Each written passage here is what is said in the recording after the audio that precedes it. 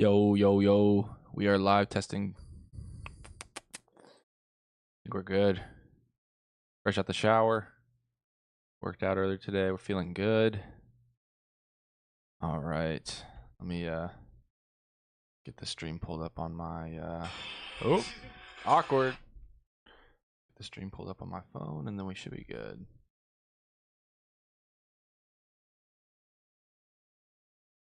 Welcome in, everybody. All right, today we're just gonna be reacting to a couple videos and then playing some ranked Rocket League.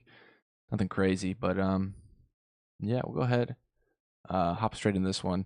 I wanted to watch this just because I've kind of I wanted to watch this video just because I've kind of become a casual gamer as I've gotten older. You know, with work and having relationships and family and all that kind of stuff. Wanted to balance it, be more healthy, and also, you know, not wanting to just get on the game and get even more stressed. This game or this video made me kind of want to watch it. Why solo gaming is so good for you, backed by research, by Dom's gaming channel. So yeah, just wanted to check this video out, see what we got. The value of solo gaming. This is what I want to talk about today, and I'm breaking it down in 3 different parts: solitude, therapy, and joy. Now, before we get into it, I need to stress that gaming is obviously only beneficial when done in moderation. You don't want to overdo it, you don't want to let it take over your life, you don't want to choose it over traditional methods when it comes to therapy and stuff like that. You're telling me gaming won't fix everything? Really?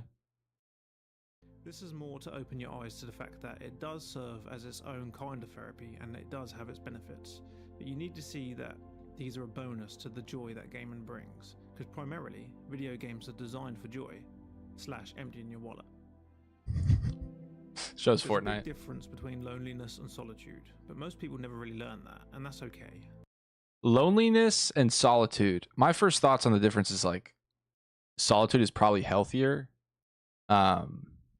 But also like people probably who are in solitude, maybe they didn't do it by choice, but it's like something that they're like, well, maybe it is by choice. I don't know. I feel like loneliness is like you can be around people and still be lonely, but in solitude you're not around people. Does that make sense? Like, say you feel like you like don't belong with people and you're still around them and you're lonely even though there's people with you. Meanwhile, solitude, there can't be people, right? That's why it's like solitary confinement. And so I guess it's not like a positive or a negative thing, but solitude genuinely means there's actually physically nobody there. Solitude is an amazing thing. Just don't go deep down that rabbit hole. Yeah, I think when it comes to solitude, there's kind of a fine line. I think some therapists, I watch Dr. K, healthygamer.gg. He talks about how solitude has diminishing returns after 3 to 6 months, I believe. And so once you kind of hit that mark of 3 to 6 months, maybe like up to a year, not that it, like, obviously you can do it in a good way, but you don't want to go too far down that path. Because like you said, I mean, it can be a rabbit hole that if you're not like, I think everyone knows with COVID, it's very important to have like human connections, and it's very valuable to, whether it's friends, family, girlfriend, wife, whatever. Not having that around you, it can be very detrimental to your mental health. And so, yeah, I guess we'll see what he says about what the difference is, though. I'm kind of just yapping. Let me explain. As we all know, this modern world that we live in today is eerily interconnected. Everyone is plugged into the system, and it never really feels like you're ever truly alone, which is terrifying to me. And I'm sure a lot of you feel the same way. We're all connected all the time, whether it's the news, work, social media, group chats, online gaming. The list goes on, you just can't escape it. But as cliche as it is, solo gaming is one of the very few times What is that I game? get to feel alone, but in a good way. Solo gaming, hiking, sleeping, and that is about it really. Solo gaming is a conscious space. It's a quiet room that you can step into, shut the door behind you, and let the world fade away. It allows you to be alone, but not lonely. It's peaceful. Solitude kind of feels like you can finally breathe. There's no pressure to perform, there's no competition. It's just you and the world in front of you, the digital world, but a world nonetheless. And in that space, you're able to just listen to yourself again. There's a sense of clarity that only comes from being alone with a story. I did it for 3 years. I was in solitude for 3 years. It's not easy to get out of, for sure. Yeah, I bet that, you know, you just get used to being on your own. Um, because I mean, aside from the fact that, you know, you have your own place and you're kind of like, you know, you can walk around in your kitchen naked and no one cares, but really just being comfortable being around people, being aware of like something that you're doing, because when you're by yourself, it's very easy to not have to worry about someone else being around you, but you could obviously become very disruptive if you go from being alone back into you know, being with people. So it's addicting for sure. Yeah, I mean, if you're doing it in a good way, I mean, especially if you feel like you're getting results from it, it's probably really hard to be like, oh yeah, like I feel great being alone and I'm getting a lot done. Because you're being in solitude, I feel like a lot of people can be super productive, whether that's in their career or maybe their health or just a number of things, you know, wanting to make sure that you have a pure line of focus directly on one thing or a couple things, and you don't have outside forces kind of pulling you each way. You're able to just pour everything into one facet, if that makes sense. Because like for me, I have a really big family. I couldn't imagine just stepping back from everything and only having one thing to work on. But like obviously I could see there being a benefit where if I just shut everyone off around me, I could work really hard, make a lot of money, probably grind, you know, social media or the gym, maybe work on my basketball jump shot, something like that. Like I would see improvement in a lot of ways, but you want to make sure you balance that with spending time with those people around you, because I think that there's far more value when it comes to having those connections around you. There was this interview with an old man, and he basically said his one piece of advice would be to say hi to more people or interact with more people, talk to more people. I think there's a study. I don't know exactly what study. I could just be lying because I didn't look into it. But people who have random interactions, spontaneous interactions, tend to live longer. And I'm assuming if you live longer, I mean, depending on the nature of it, you're probably happier. I think that's probably a big thing, you know, like saying hi to the barista, or you're walking past someone, or you hold the door open for someone to say, you know, how's it going? You know, or just spark up a quick conversation, something spontaneous. I've heard that's pretty healthy. So, but you can't do that in solitude. Solo games create a mental space that's yours and yours alone, and we need that more than we realise. Psychologists have studied solitude for decades, and the findings are pretty clear. When it's purposeful, spending time alone can be deeply beneficial. Research links solitude to improved creativity, better emotional regulation, and even stronger personal identity. This tells us that solitude helps you find who you are beneath all the layers of mess and noise, and solo gaming is one of the best, most immersive ways to experience that. The stories in these games aren't there to be witnessed, but they're there to be experienced. You're part of it. You're not passive, you're engaged. You're making choices and solving problems. You get to explore new worlds, go in whichever direction you want to go. It's a form of mindful escape that offers focus and calm at the same time. People talk a lot about meditation or yoga, and they're both great. I have done both. Now I just do a bit of yoga in my living room, but I kind of feel like I don't need to meditate. But anyway, people always mention these things, but no one ever mentions booting up Skyrim after a long, hard day. Dude, walking through nature. I'm not talking about virtually. Like in real life, if you're walking through nature, that will change your day. That will change the trajectory of your day.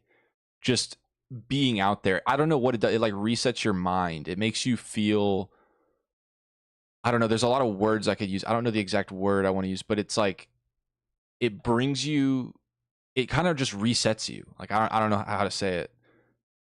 I've been just now pushing myself back out there the last year and repairing lost friendship. It takes time and patience. Yeah, for sure. And I mean, I think in general, like, I think a lot of people understand too, if you take time away from a relationship, especially if they're a good friend, they'll definitely understand, because I think everyone kind of needs their space or maybe just time to figure stuff out. So yeah, but definitely takes time and definitely takes effort and commitment to make sure that, you know, if you are rebuilding relationship or friendship, you know, it goes both ways, right? You both got to nurture that relationship back. But yeah, with nature, dude, I mean, just seeing like running water, or I mean, stagnant water too, like a lake, or just like being out, seeing the grass, the greenery, the sun shining on your face, it just changes everything, really. And I think it just kind of brings like an appreciation to just being there. You're present. You're not really focused on you know, oh my gosh, I have to get this done by the end of the day, or it's 11 a.m. and I only have so many hours to do stuff for the rest of the day. You're just there. You're in the present. And I think being in the present is a super, super important thing to do. Obviously, not all the time. You need to be able to, plan and get stuff done and stuff like that. But it's very important to be able to remove yourself from that. But some people's jobs don't allow that. So, yo, what game is this? I'm actually just watching a video, bro. But this is a picture of Skyrim. So, yeah. Walking through the forests and mountains and turning the ambience up and just losing yourself in that moment is so peaceful and calming for the mind. I love it.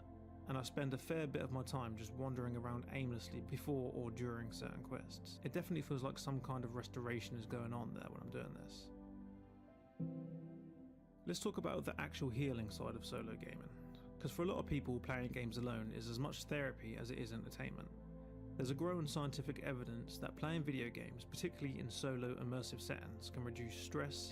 I'm just going to say it, dude. I played Fallout 4, and this game makes me so frustrated. Like, I'm trying to like a little like rad roach, or the big cockroaches, they like crawl up to you. And especially if it's on controller, I've never played it on PC, but I played it on controller.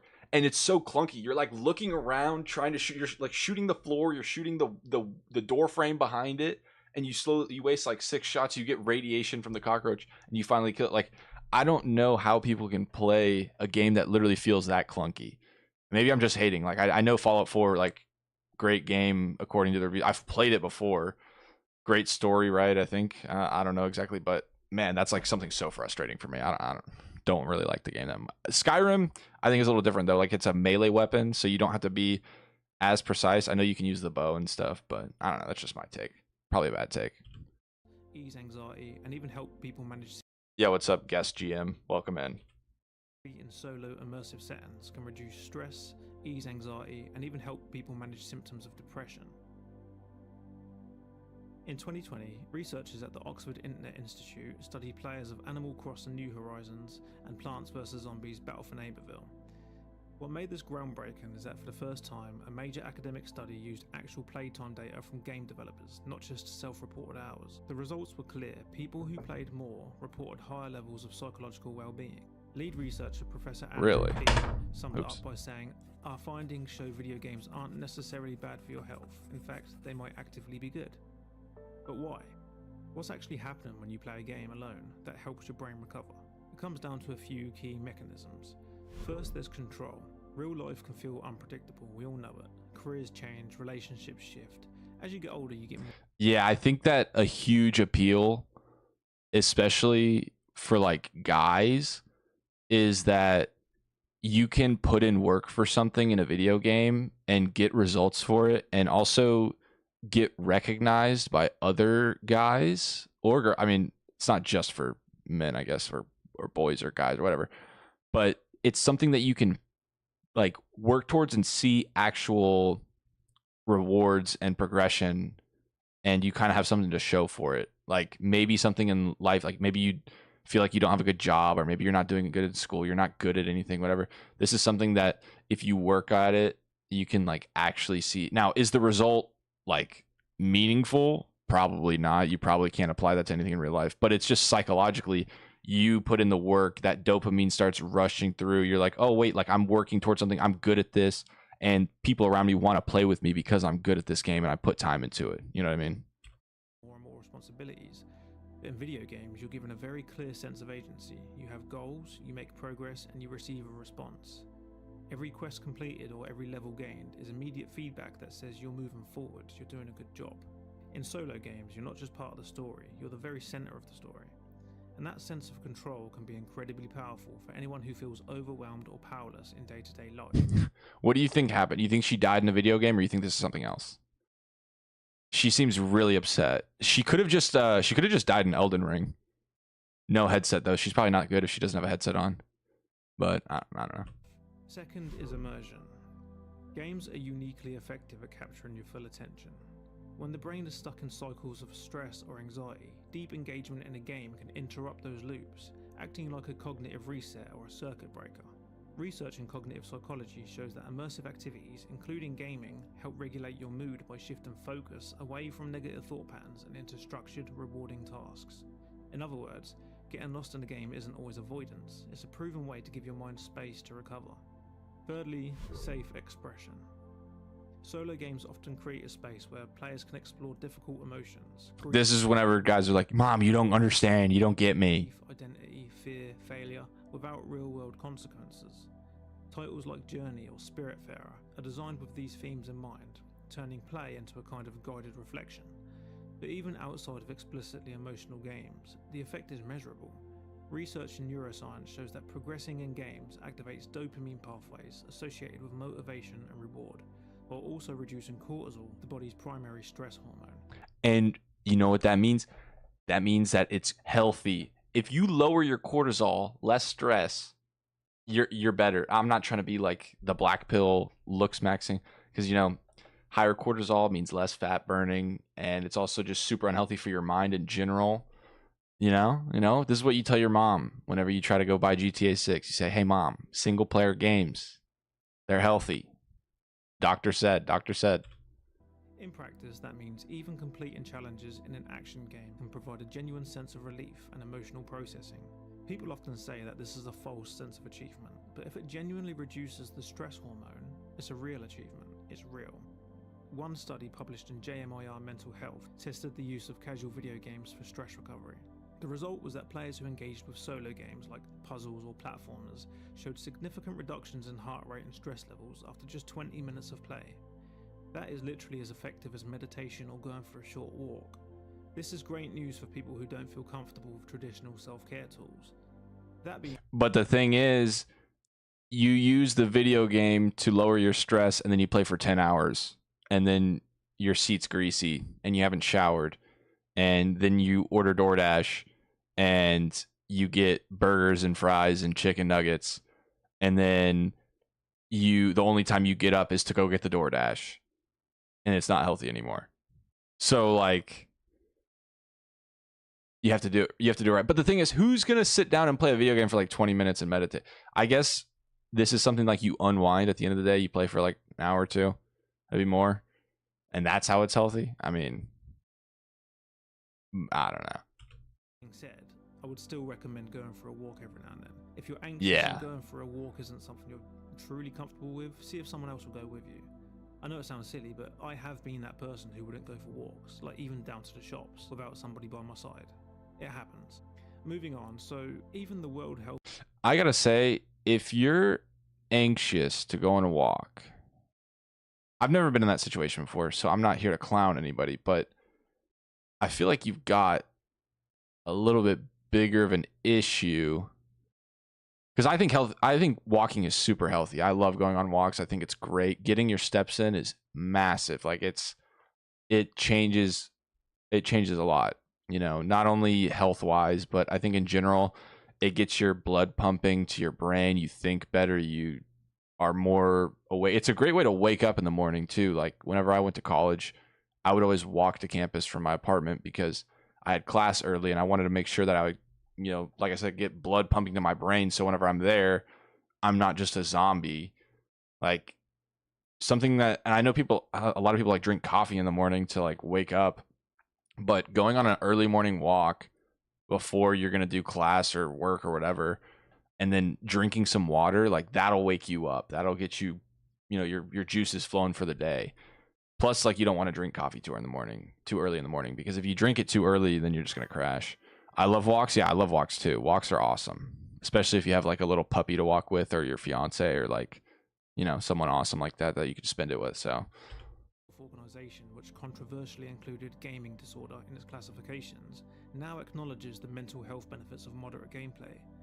And let's not forget the real-world stories, the experiences we've all been through. How many people picked up Stardew Valley during lockdown and used it to escape the anxiety, to give themselves... I played this game for like a couple hours, and then I realized it's a super fun game. Love this game.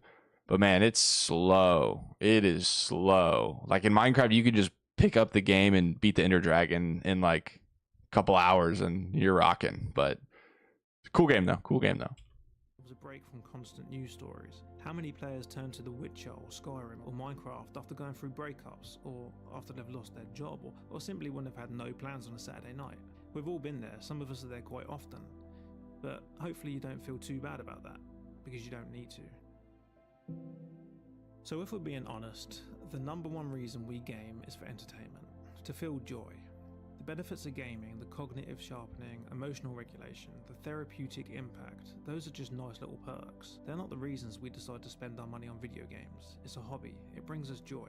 And although 2/3 of this video is about justifying why gaming's okay, that doesn't mean gaming needs that justification, not to anybody else and not to yourself. Solo gaming doesn't have to be productive. It doesn't have to improve your mental health or train your brain or build some sort of skill set. It can just be fun. It's strange how we live in a world that makes us feel like joy has to be earned. Like every hobby must have a secondary function, such as serving as a side hustle. Even rest is judged by how useful it is, which is... Yeah, I do think that it's very important to understand that gaming, like, yeah, these people are saying it's healthy, whatever, it reduces stress, all this stuff, but that's like a side benefit. That's not why. Like, if you're gaming to reduce your stress, there are probably better ways to do it, more than likely. Like for me, the best way that I can reduce stress is either going to the gym or playing basketball, and like typically by myself, or with like one friend that you can have like a good conversation with. Obviously, you know, the more the merrier. You're always happy to hang out with people, right? But when it comes to like that stress reducer, that meditation, that joy and stuff like that, I think it's important to be able to do that on your own. And like I was talking about earlier, it's very easy for you to go too far with video games. Like it's a super addicting and entertaining. Like he said, this is like the joy part, the joy. Like gaming is for joy. And I think it's very easy to overindulge and go way beyond the point of, oh, like I'm not stressed out anymore. Like I'm feeling good. Like no, I'm stressed out because I just spent 12 hours playing League of Legends and dropped my rank. You know what I mean? But there's two sides to every coin. I mean, it just depends on how you manage it. Absolutely insane. And we need to scrub that notion from our minds immediately. It's unhealthy. We need our downtime. We need to be able to switch off.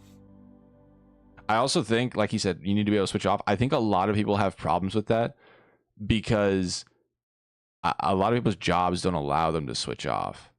Now, like, it depends on what you do, but like, say you have a sales job, or maybe you're a teacher, maybe you have, I don't know, something like with clients that they need something on a weekend and you have to be available. Like some people mentally, they get in this mode where they can't shut off.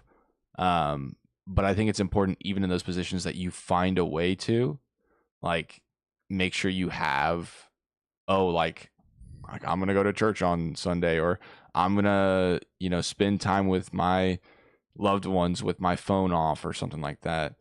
But obviously, like, that's a struggle. Like, not everyone can just remove themselves, especially with, like, I'm sure a lot of people are feeling pressure with, like, I need to work, I need to make money, I need to pay rent, all this kind of stuff. So that's definitely a balance too, like making sure that you're getting that done. So what if joy was the only function? No hustle angle, no form of therapy. What if the thing that makes you feel good, the satisfaction of finishing a story, discovering a new world, meeting interesting characters, or just zoning out for a while, what if that was valid in itself? Well, why can't it be? Sure, gaming improves your cognitive focus. Sure, it can reduce stress, lower cortisol levels. Yeah, solo gaming helps you recharge and regulate emotions, etc. But those are the bonuses. The real reason people return to their favourite games again and again is because it brings them joy. It's as simple as that. And you don't need a study to tell you that you revisit your favourite games because you enjoyed them. Let's flip it for a second. So, nobody asks why somebody listens to music alone. Nobody asks why somebody reads a novel alone, or goes to the cinema alone, or going to the movie theater alone. I'm not saying there's anything wrong with you, but I would never do that. Like, I feel like that's not, I feel like you go to the movies with people. I feel like that's kind of like an experience with people, even though, like, which is weird because when you go to the movies, you're like not supposed to talk, right? It's like against the rules. But like, have you ever gone to the movies alone? I feel like I feel like people don't even, like, it's like, I've done it before, but I feel like people don't even like eat alone in public, which I've done. I do, like, especially like when I'm working, you know, you go out and you stop by a little restaurant and you sit down and you eat alone. But like going to the movies alone, I guess I just need to try it. I've never done it, so. Even eat at a restaurant by themselves. Oh yeah. I mean, that one does turn a few heads, but you get my point. They're seen as normal, even. I feel like it's weirder to go to a movie theater alone than to go eat alone, because like you need to eat. Like that's like I guess you don't need to eat out, but you need to eat. Like that's a normal thing to do. But going to the movie theater alone, you just go get in line, you get yourself first of all, how are you gonna finish the popcorn by yourself? Maybe you don't get popcorn, and then you go just sit there and watch. Went to see Top Gun Maverick alone because everybody had gone back home at the end of the semester. Well, good for you. That's awesome. I don't know. I've never done it. And so I just find it, I at least think it's weirder to go watch a movie alone than it is to go eat alone. But that's just me. Noble ways to spend your time. But gaming, suddenly there's this internal pressure, and a lot of us feel just wrong for sitting there gaming by ourselves. It just feels like a waste of time. But that is what we call conditioning, and we need to break it. Because the simple truth is, your time is yours to spend how you want to spend it. I find it quite sad how some people aren't true to themselves and they Bro, what is he playing that he needs to be shaking the phone around like that? you want to spend it. I find it quite sad how some people aren't true to themselves. He's faking. This is like stock video. Because they know the people around them wouldn't approve. It's just sad. People should always unapologetically be themselves and embrace what they love, regardless of outside opinions. But these days, it's a lot easier said than done. But yeah, your time is your own, and joy is a very, very valid way to spend that time. Next time you're gaming and you feel like you're achieving nothing, just remember that you are achieving something. Because you're achieving peace, you're achieving joy. They are pretty big achievements if you ask me. I'm not even listening. Like, he's saying stuff about like achievements and stuff like that. How can you play a video game like this? Like, you're like laying down on your side. They need to use different videos. Like, he shouldn't be using these images for his videos. If you're laying down on your side, like gaming like this, you suck. You're gonna die. She's getting killed right now. Also, she's playing on like a PS2 controller. What game is she playing? Like, maybe she's playing a solo. Whatever. I'm missing the point. Very important things to experience in the one life that you have.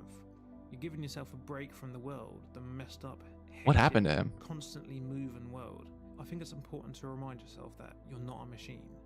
Yes, you do have to be productive depending on the type of life that you want to build for yourself and for future generations, but you're not a machine.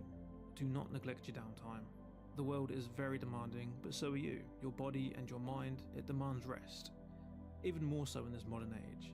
So don't burn out, do your fair share, and then allow yourself to get lost in video games every now and then. Now, as you may or may not know, I'm not the best at goodbyes, so... Honestly, great video. Awesome video. I think that in general, single player games, they can be healthy. Like, if you're gonna sit down and you're gonna play a game for maybe like an hour or two every day, and you're getting through the game, you're enjoying the story, it's at the end of the day, you don't have anything to do. This is kind of your wind down time after dinner. Everything's been accomplished. You know, you worked out, you hung out with your friends and your family, you did all that. Awesome. But just make sure you're not stinking up your gaming chair and sitting there for 9 hours playing something, because there's levels to it. You know, you got to make sure that you're not that stinky gamer guy. You know what I mean? Or girl. Yeah, I'm sure there's stinky gamer girls out there. But honestly, great video. I'm going to subscribe to this guy. That was awesome. But yeah, I think we got one more video. I'm going to watch a Rocket League video to make sure I can play well in ranked.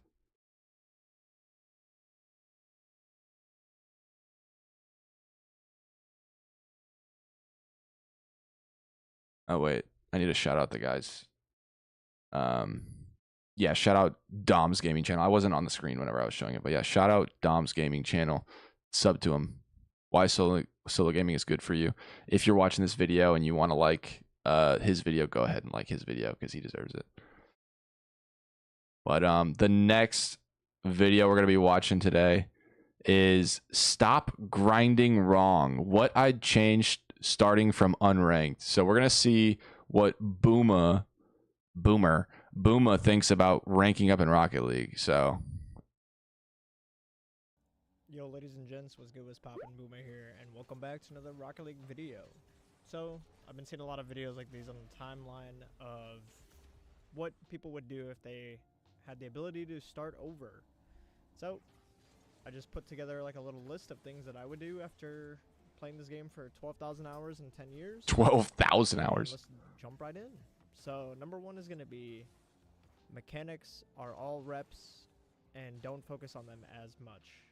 So what I mean by this is like any mechanic in the game, you know, you can call everything mechanics, like speed flips, wave dashes, triple resets, like whatever. You know, any of those things that are like that, just take reps. They take a lot of practice. They take a lot of messing up. And I wish I didn't, you know, put so much time into the flashy stuff, learning the flashy stuff. Because at the end of the day, you can learn any mechanic in this game. You know, if you watch tutorials or like whatever, and then you just go, you know, drill a training pack over and over and over again. And then you know, practice that in game, and then eventually you can just do the mechanic without having to think about it, right? And that's going to play into my second point. My second thing that I would change if I could go back. Okay, wait. He says he would stop if he started from unranked and he wanted to rank up. He would not learn the flashy mechanics, which I think is it's great. You know, you want to make sure that you're not wasting your time with some garbage. But I think that it's very important in Rocket League that if you're not practicing something that you're having fun doing, it's going to be harder. Obviously, there are going to be things in Rocket League that if you want to rank up, like learning how to do a half flip or speed flip or like getting better power shots or better 50s, like there are certain things that it's like not as fun as learning an air dribble or a flick or a musty something. You know, there are mechanics that are objectively more fun, and I think it's important to mix the two together because obviously you want, like, this is for ranking up this video. If you're wanting to rank up as fast as possible, you're going to want to make sure that you're doing the most effective and applicable and honestly quickest to improve your overall gameplay as quickly as possible. You're going to want to practice those things. But if you only do that, then you're going to burn yourself out. Like, you need to sprinkle in and reward yourself with like, oh, I'm going to practice air dribbles for a little bit here, or double taps, or like insert something fun that you want to do, like resets. If you're not sprinkling those things in, you're just going to hate the game and you're going to quit. It's like, and I think one of the biggest things for improvement is playing 1v1. But the thing is, you know why people don't play 1v1 all the time is because it's frustrating and you get so mad and you want to smash your table. You want to smash your control. You want to punch something sometimes because it's on you. You're the one that's putting the effort in and you're the one that's falling short. You're the one that's not good enough to beat the guy that's 1v1ing you. So like making sure that you don't just do the most efficient way sometimes is a little bit more efficient because you don't want to burn out. But I'm sure I'll get into that. Is, you know, just prioritizing game sense. Most of game sense is literally just being aware of the play. And I feel like most people who play this game just go on an autopilot, and then they, you know, fall back on bad habits that they have, and they're overthinking about, you know, what they should be doing in the game instead of just focusing on making the right decision every single time, and having the awareness for like what the play calls for, which we'll get into later. The next point I have, number 3, is going to be enabling and adapting to teammates rather than expecting. So what I mean by this is like I've been playing, I guess, quote unquote high level Rocket League since like season 10, and I was hardstep champ 3 for like a long time, and I didn't know what was holding me back. You know, I was doing flip resets and air dribbles, you know, cuxer pinches, like stuff that wasn't really mechanical. I guess you wouldn't see people doing. I feel like, you know what I'm saying? Like near the Grand Champ ranks, like those mechanics were not, you know, even flipper sets were pretty new when I was in Champ. So like you didn't see Champ players doing that consistently. And so I could do all the mechanics, and I feel like I was above average at mechanics at the time, but like I didn't know what was holding me back from getting Grand Champ. So it took a higher level player to be like, hey, you suck at game sense. You leave your teammates in the worst spots possible, and you expect them to save the ball. You know, you're creating the worst situation possible. And, you know, that wasn't something that I thought about. You know, I never put myself in my teammate's shoes of, like, I just thought because, you know, we're so close to the high rank, I expected my teammates to just be ready for, like, anything and just save the ball all the time. So once I had, you know, took that advice of the higher level player and I put it into use and I started to think about the situations I'd be leaving my teammates in and, you know, trying to get my teammates to score more than myself. And, you know, you enable them, you adapt to somebody. If you have somebody who's super passive, you know, you got to adapt to that. If you have somebody who's super aggressive, you got to adapt to that. And that makes you an easier player to play around. You know, it makes your solo queue win potential, like, go up way. Yeah, I think it's super important to be the glue of the team. Now, like, I play 2v2. So I guess you're gluing yourself to someone else. But really what I mean is, like he's saying, if someone's good at defense and you're good at defense, but he's trying to make plays for you and you don't have, you're not comfortable being the playmaker, well, guess what? You got to, you know, hike up your skirt and you got to start making plays on offense. Like if you're playing with someone who's good at offense and you like to play offense, you're not much of a defensive guy, but you realize that there's a gap on your defense. You need someone to step up on defense. Guess what? If you don't step on defense, you're going to lose the game. And it's super important. Like, you should be striving to be the best player in the lobby. But just because you're the best player in the lobby doesn't mean that they need to fit in where you don't want to play. You know what I mean? As the best player in the lobby, it's your responsibility that even whenever it's your teammate's fault, you sit there and think, hey, my teammate screwed this up, but there's probably something I could have done that since they messed up, I could have maybe compensated for that in some sort of way. You need to make sure that as the best player in the lobby, you're making your other teammates' life easier. You know what I mean? More. You skyrocket rather than the people who just sit there and they point the finger and teammate blame and they're toxic and they waste their time being toxic and they never improve because they think they know the game. Right? So my next point is going to be do what the play calls for rather than thinking one size shoe fits all. What I mean by this is there is no one single way to play Rocket League. I feel like that's the beauty of it, right? Everyone, you know, has their own ideas, has their own advice. It's stuff like that the community has put together over the years of like, well, hey, this is what worked for me and it might work for you. And that's just not the case. You know, not everyone's advice is going to work for you.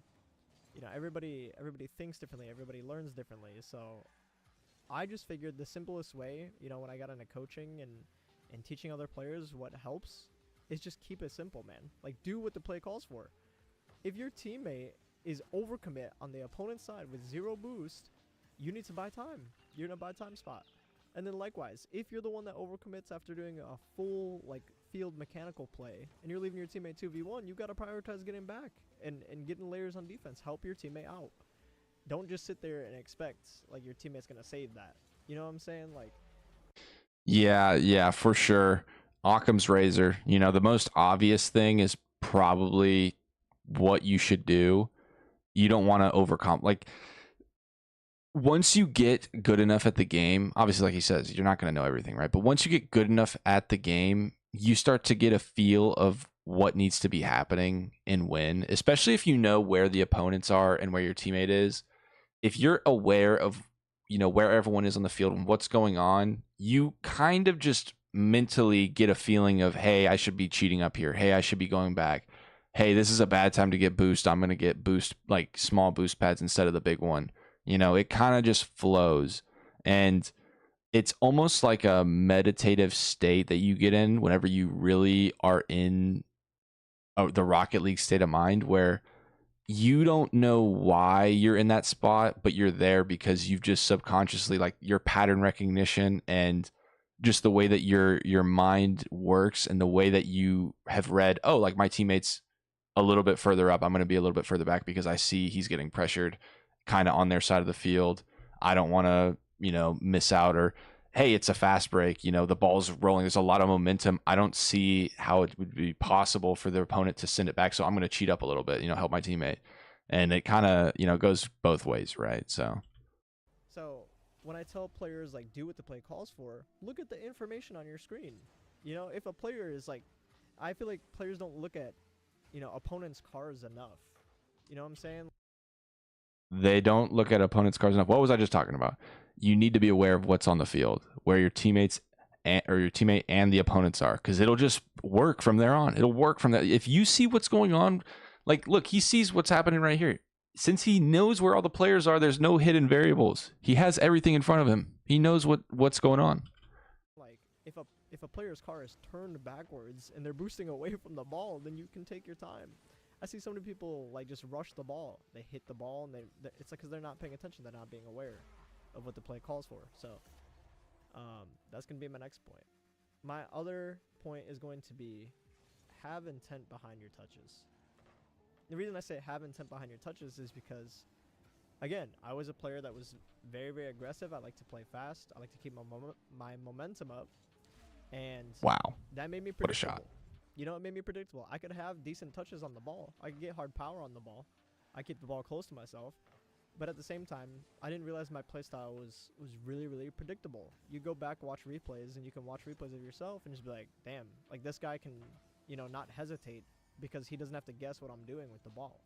I'm doing the same thing every time. I'm going full speed. I'm rushing the play, like whatever the case may be. So I wasn't playing with intent behind my touches. It's like you got to think about, have that concept in the back of your mind, you know, when you're about to take a possession and think about what you're going to do. What does the play look like? What's the most efficient play you can make in this spot? Should you take one guy out of the play and then leave the ball for teammate, go for demo?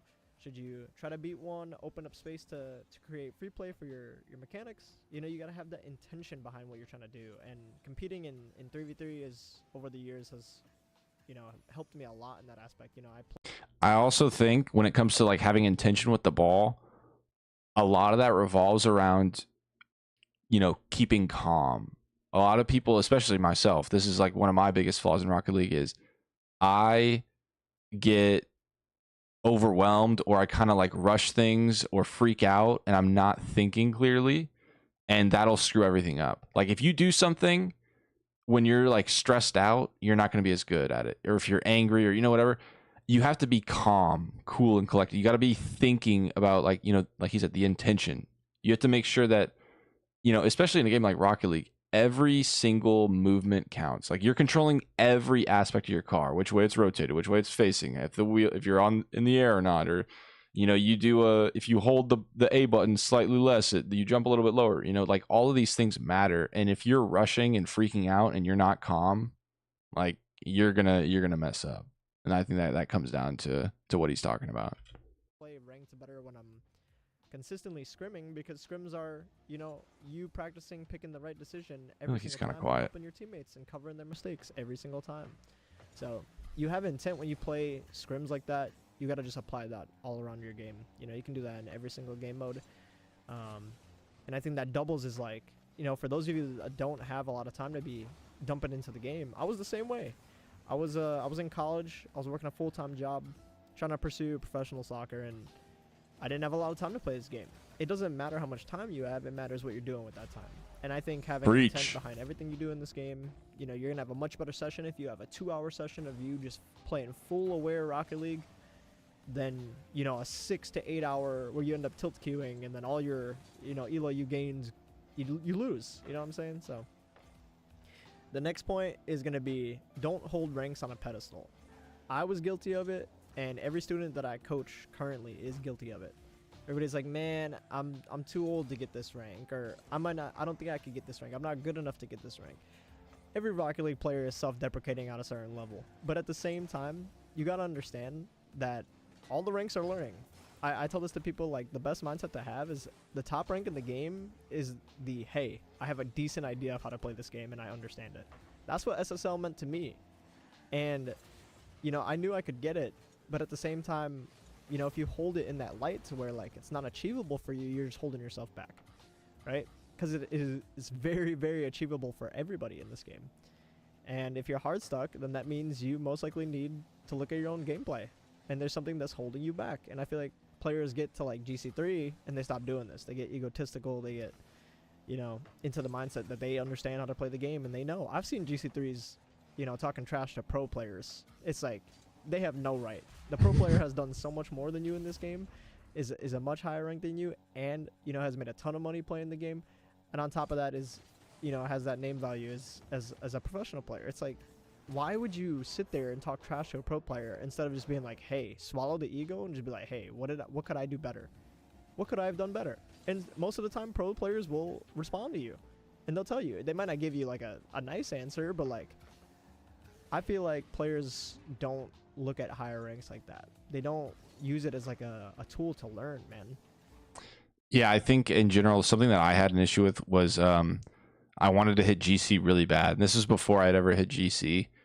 I was grinding so hard to finally get that rank, and I ended up getting it. And you know what happened after I got it? I worked so hard to get it. I took like a 6-month break because I was just absolutely drained. And you know what the thing is? It's like I was better. I was so much better than I was before. Like I got the ranked rewards for Grand Champ and took that 6-month break. But the thing is like, if I would have just been more focused on, hey, like I want to get better at this thing, or focus on something to learn, or rather than like worrying about my MMR, I probably wouldn't have gotten burnt out. And I also probably would have just had more fun, because if you're playing for improvement rather than a badge to show off from improving, you're going to have a much better time. Plus, you're going to be more intentional with how you get better. Like whenever I get on the game, I'm thinking more like, oh, I want to get better at this while I'm playing ranked, or I want to like be more aware of this while I'm playing ranked, not I want to get to SSL, because that's just like a flat, mindless answer. Like if your whole mindset is I just want to get SSL, like I don't care, you should be thinking, well, if I don't care, what's the most effective, what's the most efficient thing to do to get there, rather than, oh, I just want to get there by grinding. You know what I mean? You have all the tools that you need. And that's going to segue into my next point, and that's I have all the tools that I need to improve, right? Free play, training packs, replays, in-game situations, ranked, all that. If you know how to utilize those tools well, let's just use like an air dribble, for example. You suck at air dribbling, right? You suck at the setup of air dribbling, okay? You use training packs to drill practicing the setup. You get the setup done, okay? You're air dribbling, cool. You can do it in a training pack, but you can't do it in game. Okay, then go hit free play and start to set that up for yourself and train at a game's pace. And then if you're still messing it up in game, go on replays and see what you could have done different. And then it's all about doing that in game. You just get the muscle memory and the pacing for doing it in game against real opponents. That's literally all this game is, man. For everything, mechanics, game sense, everything. You can train it to the point where you don't have to think about it, and that's where most professional players are at. And then back to, I'm gonna backtrack just a little bit. I know I'm all over the place right now. I'm sorry. I should have like structured this with numbers and stuff, but I kind of had a spur of the moment idea, and I kind of just want to get my thoughts out for everything. So, back to the, looking at higher level players as an opportunity for you to improve, right? Either asking them, hitting them up. I'm not telling you to go get boosted. For those of you that get boosted, that's sad, bro. Why do you want to get a higher rank that you don't deserve? I'm saying, when you run into Smurfs, okay, this is the number one, misconception every player, I feel like, has when they're playing Smurfs. You get annoyed when you're playing a Smurf. You're like, oh my god, this guy shouldn't be in my rank, or oh my god, this guy shouldn't. Smurfing has been a thing in Rocket League forever, bruh. It'll never stop. It'll never stop. It's in every video game that has, especially with like free to play, you can just make a new account and you'll log in. Like, unless they get IP banned, which that doesn't really happen, they're not going to stop. And he's definitely about to say that it's like a good learning opportunity, because it is. If you're playing in Champ and there's an SSL or there's a Grand Champ, there's probably not going to be an SSL. But sometimes, if there's someone who's way higher ranked than you in a game, it's so easy to just like either look at them and watch them and see why they're better than you, or just ask them. Like, that's how I got better, is because I was playing against someone on the other team who was a Grand Champ 3 whenever I was in Champ 3. And they invited me to party up with them. And the dude was drunk, so he like was playing like trash, but he was telling me what I needed to do to get better. And guess what? I went and did those things, and I immediately learned how to air roll. I learned how to, you know, get better at my air dribbles. I learned, you know, how to practice my power shots. My defense was the biggest thing, learning how to play defense. And he taught me, you know, specific things for me that would make me do better. And guess what? I went and did them, and I hit Grand Champ. That was whenever I first hit Grand Champ, was he taught me what to do. And we weren't even queuing together. Whenever I queued with him, we did pretty bad because, like I said, he was drunk. And so I hit Grand Champ solo queuing after he had taught me what I needed to focus on. And it's super valuable because, I mean, think about it. You can go all this time grinding, banging your head against a brick wall, and then someone who's already broken the brick wall is like, hey, like, this is what I did. Like, you should try this out. Like, it's going to speed up the process. Literally forever. It's like the longest running meme in this game, right? And especially when the game went free to play, everybody knew smurfing was going to get worse. And smurfing's never going to be something that stops, right? People get on alt accounts to play with their friends. How many of you have an alt account to play with your lower rank friend? I guarantee like 90% of you do. So smurfing never stops. You should be looking at that as an opportunity to improve. You would look at it differently if you were at the higher ranks, right? Let's say you're 2K SSL and you're getting smurfed on. Most likely that player is a lot better than you. If you're 2K MMR and you're getting destroyed by a smurf, go save that replay and learn from it. Go learn what the smurf is doing that you're not, because most likely it could be a pro player. You know, it could be a bubble pro player. That's something that you gotta think about. And I think playing smurfs is one of the most enjoying things to me now, but I hated it back in the day. Well, that kind of ties back to the rank. Like, if you're too focused on your rank, yeah, playing against a smurf is trash because you're further from your rank, because you're going to lose a game that you think that wasn't fair. But if you're not focused on the rank, you're focused on improving, it's the best opportunity for you possible. I really hated it. I was like, this is unfair. This guy's so much better. Like, I can't get the ball. You know, like you have the wrong mindset towards it, right? So anytime I get smurfed on now, I'm like, hell yeah. Like, I got something to look at. I got something to learn. You know, after playing this game for 10 years and 12K hours, man, it gets stale. I won't lie. It gets stale grinding ranked. It gets stale, you know. The only thing that keeps me playing the game is competing right now. So it does get stale, and there's not a lot to work on. Right now, it's like, I've been top 64 NA. It's like, now what separates me from the rest of the ladder? That's where my room to improve is. And it's like very, very tiny things. Obviously there's a bunch of game sense packed into that, but at the end of the day, I take any opportunity I could use to learn in this game now. Bro, holy open net miss.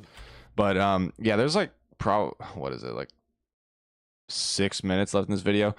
I kind of want to just grind ranked, but honestly, great video. I'm gonna definitely keep these things in mind. Booma, awesome video, bro. This guy seems like he's an absolute G. Rocket League coaching. Oh, nice. So I'm going to subscribe to this guy. Great video. Stop grinding wrong. What I'd change starting from ranked. Go ahead. I think we got like 3 viewers. Go ahead and like the video, guys. But yeah, I'm going to hop into ranked. Play some League. Let's see.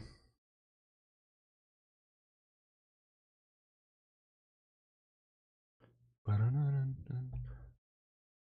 right, let's turn my controller on.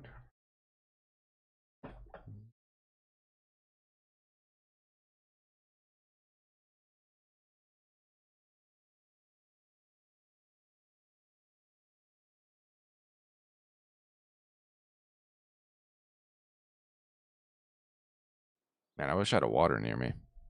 Kind of thirsty. Oh well.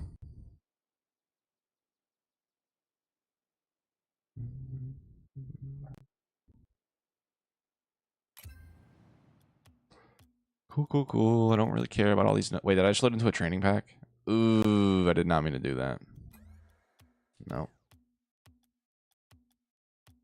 Free play.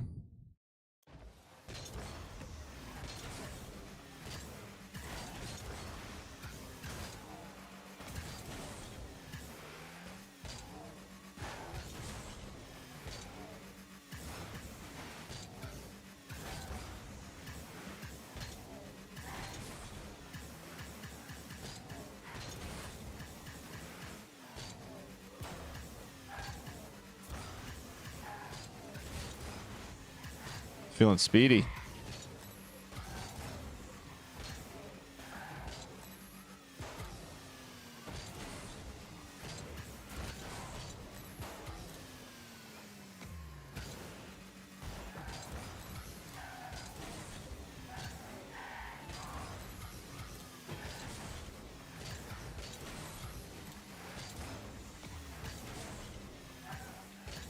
Driving some laps, you know, just getting the work in. I'm going to play with the ball in a second. We'll get the ball going. Working on my car control. Working on the ball handling, you know, just making sure I'm going to be ready for the ranked session. Oopsies.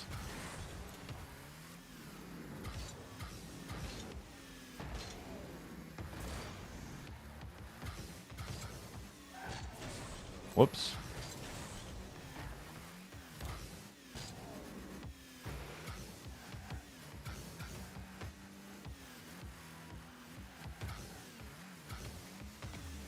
Dropped it.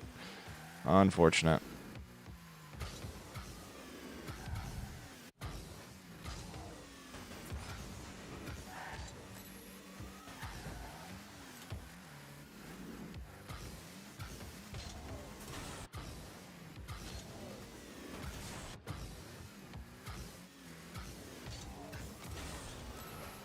Weird flick. Weird flick. Nice. Super weak, though.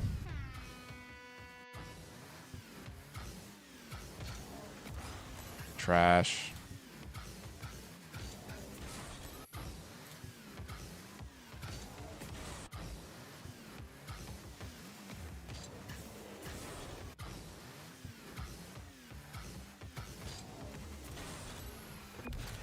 Dude, I don't know why I can't flick. This is embarrassing. I appreciate everyone pulling up to the live, though. We got 4 likes. Maybe we could get 5 likes. Maybe even we could get 5 likes. After getting frustrated with flicks, I just immediately go in the air. Dude, I need to stop doing that. Just going to warm up for real. That was a weird flick. Going in the air, though. Don't care.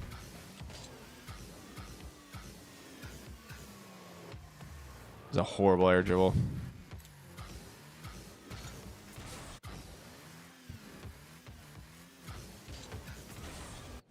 Let's work on the power shots. Dude, I can't flick to save my life anymore. I don't know why. Just because I took a long break. That's my excuse. It's a good power shot.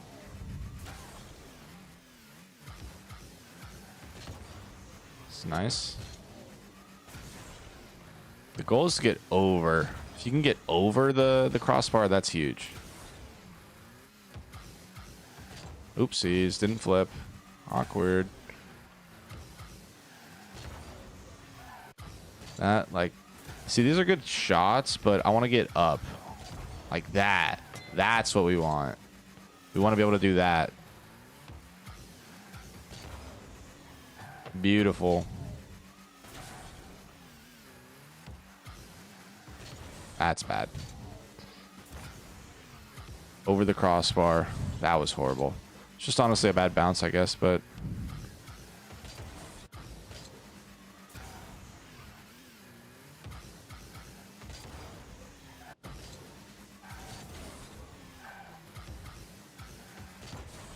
Nice. I'll take that. Yeah, I'll take that too. I guess, I mean, anything over 100. 110 would be really nice, but that's kind of hard to do off the one bounce. It's not even 100. That one felt pretty good.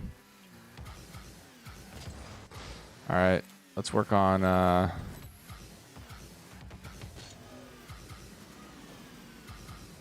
No flip.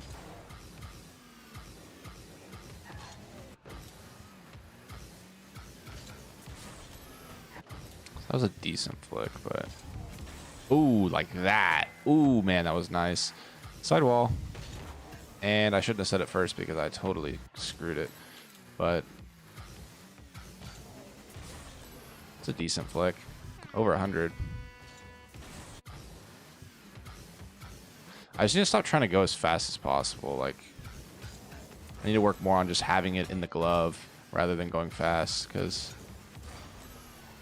like, yeah, that's a trash flick, but I at least got it in the glove of the car. And that at least puts it in the air.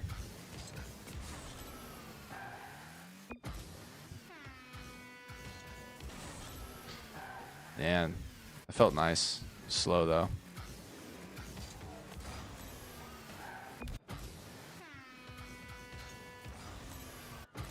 See, like, the thing about flicks is, like, you either want it to go super high or you want it to go super fast. And the super fast, you gotta angle your car like the perfect amount. Oopsies.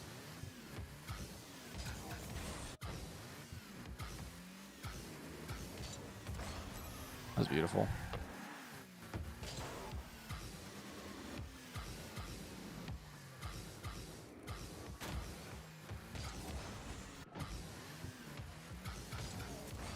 All right, I'm gonna do some air dribbles and then we should be good to go into ranked. Feeling pretty decent.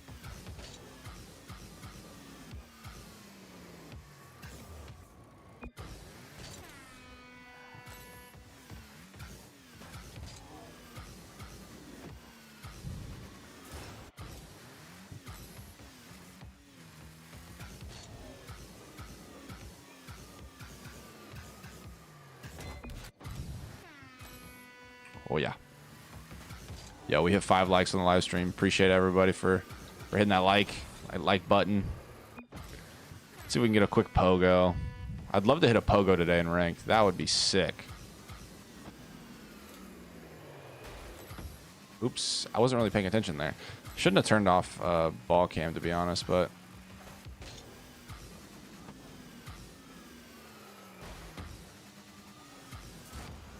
kind of trash, but we'll go ahead and queue up. We're only like I think we're 4 wins off of GC, which is pretty sweet. So hopefully we can get that going. We can get a win here.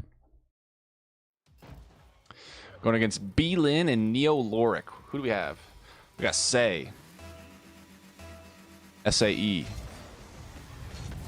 Teammate's got a goal there. Come on, dude. And he got saved. Shouldn't have said that. Shouldn't have said that. Yeah, no way, buddy. You gotta flick quicker than that. I'm gonna... And I threw. Teammate, that's all you, bro. I bought you some time. Got beat quick. I'm gonna go mid boost. Teammate, that's all you, bro. No, not me.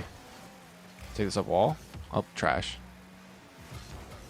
I'm faking that. I'm not going for that. What? Just gonna get boost. Should have gone mid boost, but hindsight's 2020. Awesome. You got pretty lucky that going off the post or the crossbar, because that could have been bad. Kind of wish the teammate didn't go in the air that early, but that's something to think about for myself, not him. Because it makes me think, because I go in the air too quick a lot. Great kickoff. Let's go. Teammate's got boost. Yeah, and possession. If he gets beat here, that sinks, though. Dang, bro. Kinda. I'm sure there's something I could have done, but teammate's throwing. Like, I feel like he could have hit that earlier, but he just was trying to play for the goal.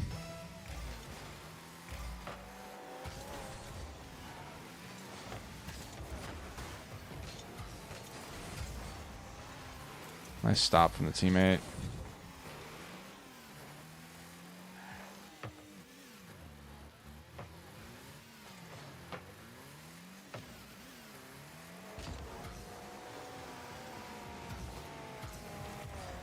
Dang, good stop. I probably should have just sped it up. I probably shouldn't have gone in the air. Teammate's got that.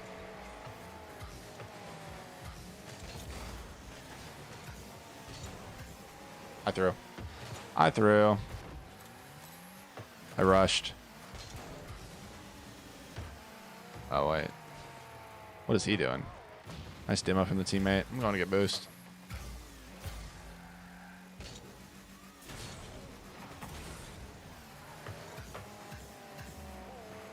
I might hit wall weird. It did.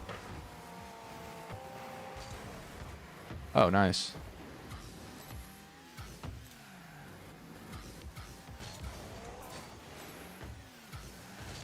Dang, dude, he got me. I tried to get to the teammate, but he read it. It's me. I'm faking. Okay.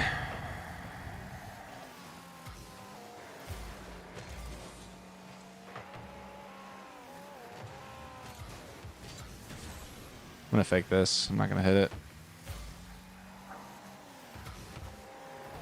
Okay. I feel like I put that in a pretty good spot for the teammate. Hopefully he, oh my gosh. I don't know what I was hoping for, but not that. I guess that was a good beat from him. I don't really know.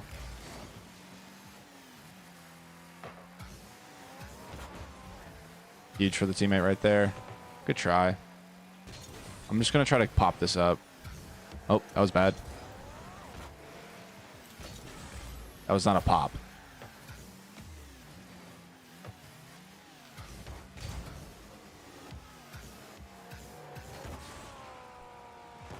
Oop.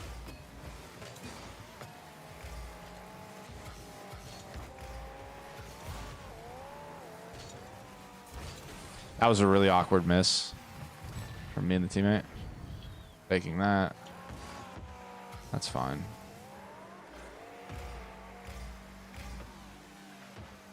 Wait, why did that guy leave?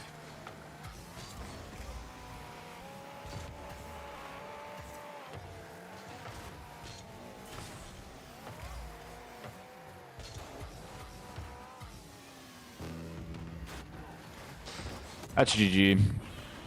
Well, that is a cool goal explosion. What? Was that a Godzilla and Kong?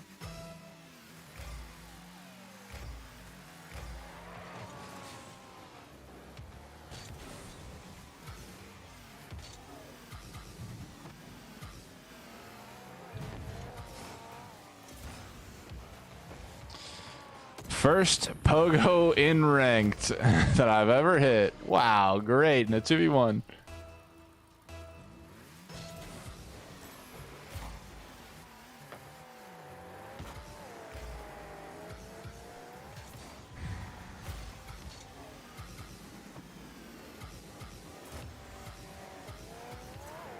I don't know why this guy's still playing though. Like, game over, bro. You're out of here. Like, just leave.